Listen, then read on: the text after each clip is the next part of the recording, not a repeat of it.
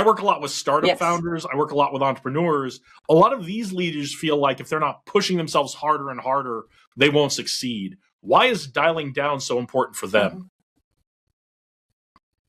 So, business people doing a startup, I think the impetus, if you will, right away becomes love and fear.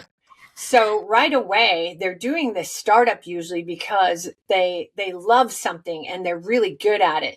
Maybe it's IT, maybe it's making some kind of product that they're going to sell, or a service or a program. But whatever it was, they fell in love with it. They were good and they went, oh my gosh, I want to share it with the world. They know it so well that they start working, beyond 8-hour, 10-hour, 12-hour days. I just did a consult with a guy who is taking this IT project, and he's doing 18-hour days. And I'm like, whoa, let's hit the pause button right there. So what starts out as motivation by love all of a sudden shifts, and love is very nourishing. When you're following a passion, it's very nourishing to you.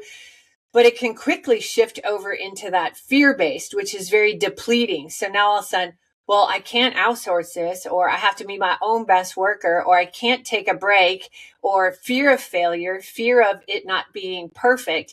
In the military, we learned that. I was Intel analyst, and we learned quickly that the 80% solution is usually the right solution. If you wait till you have all of the facts, everything is perfect, it turns into a history lesson. And we know Intel is actionable, right? It has to be actionable. It has to be, predictive in nature. So if that startup company, keeps working at this intense hours, and they're waiting for it to just be perfect before they present it to the world, or bring in other partners, or support, the train is going to pass by. That supply and demand, for that product might evolve, especially if it's technology, right? Things happen so fast.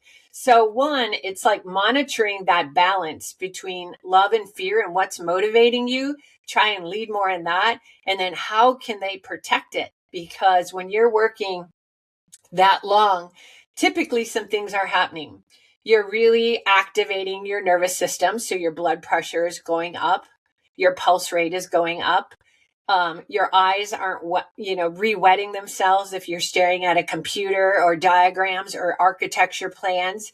You can get stiff neck, shoulders start to rise from tension, all kinds of things. And then that starts affecting your gut health, how you're digesting.